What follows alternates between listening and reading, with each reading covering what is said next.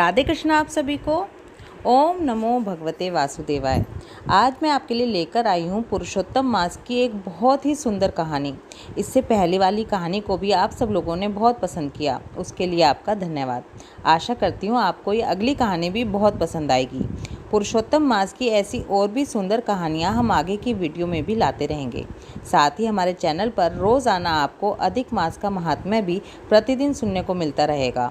और ये सब सुनने के लिए अगर आपने अभी तक चैनल को सब्सक्राइब नहीं किया है तो अभी कर लीजिए और बेल आइकन को क्लिक कीजिए, जिससे जब भी हम कोई वीडियो अपलोड करें तो तुरंत आपके पास नोटिफिकेशन आ जाए।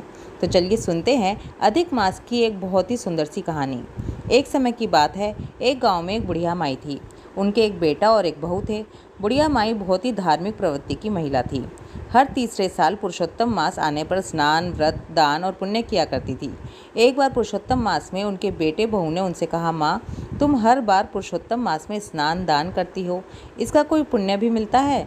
मेरी शादी को 5 साल हो गए हैं, आज तक ना तुम्हारे पोता है ना ही मेरी कोई अच्छी नौकरी है। तब बुढ़िया माई को अपने बेटे की बात अच्छी नहीं लगी, लेकिन फिर भी वो बोली कि मैं अब पुरुषोत्तम भगवान से मिलकर पूछूंगी कि मेरे स्नान दान का पुण्य कब मिलेगा, और अब मैं घर तभी वापस लौट कर आऊँगी। वो बूढ़ी अम्मा जय हो पुरुषोत्तम भगवान की, जय हो पुरुषोत्तम भगवान की, ऐसा करती हुई अपने घर से निकल गई।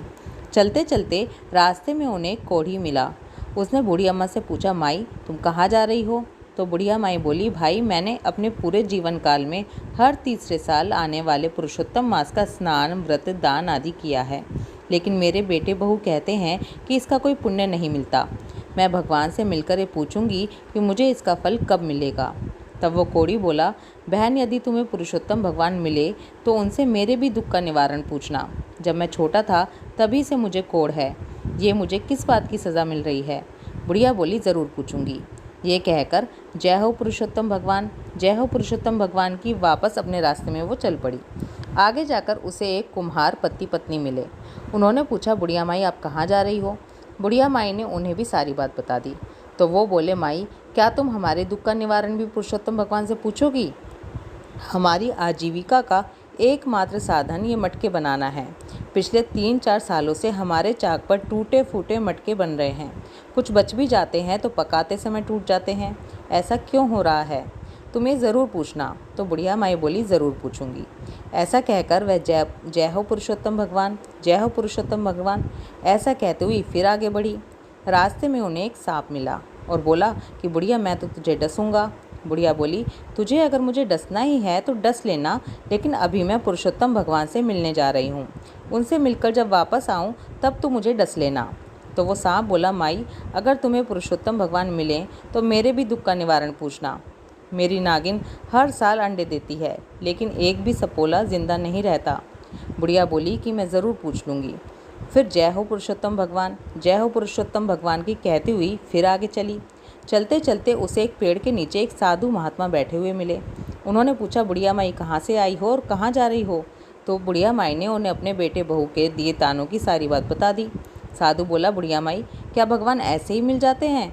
और अगर मिलेंगे तो तुम उन्हें पहचानोगी कैसे? तो बुढ़िया माई बोली, मैं उन्हें पहचान लूँगी। और ऐसा कहकर उसने साधु महात्मा को प्रणाम किया और बोली, जय हो पुरुषोत्तम भगवान।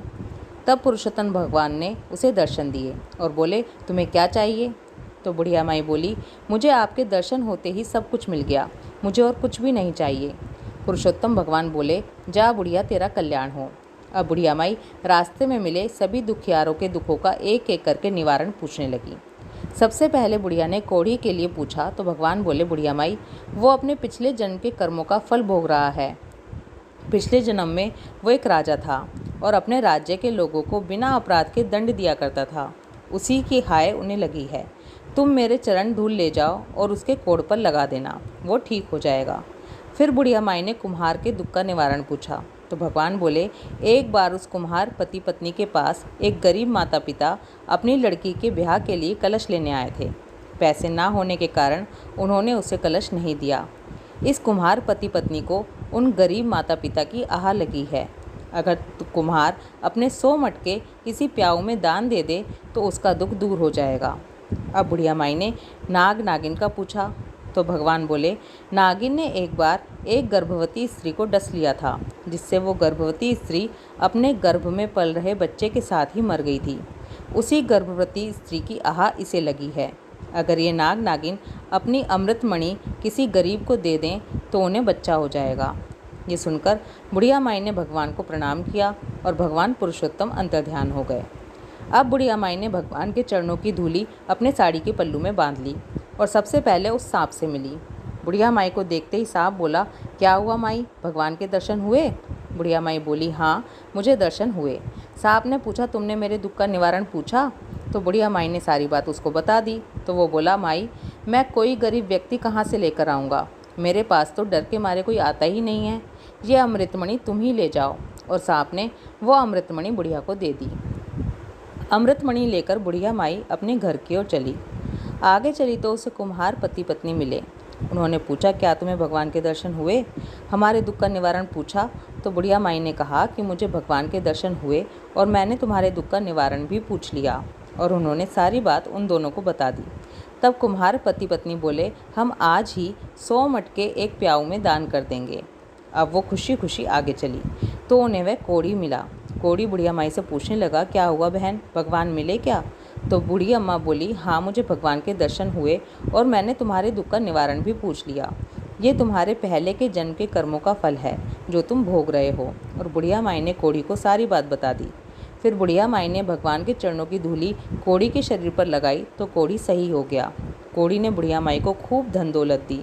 अब बुढ़िया माई बहुत सारा धन दौलत और अमृतमणि लेकर अपने घर पहुंची तो उसने देखा कि उसका घर एक सुंदर मकान में बदल गया।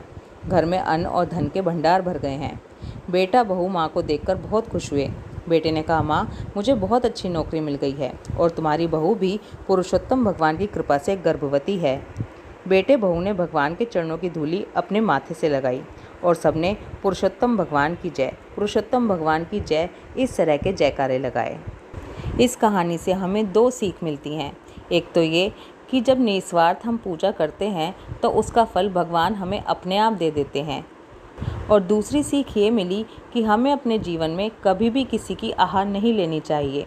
अगर किसी का हम दिल दुखाते हैं, किसी की आह लेते हैं तो 100 वर्षों तक वो आह हमारा पीछा नहीं छोड़ती।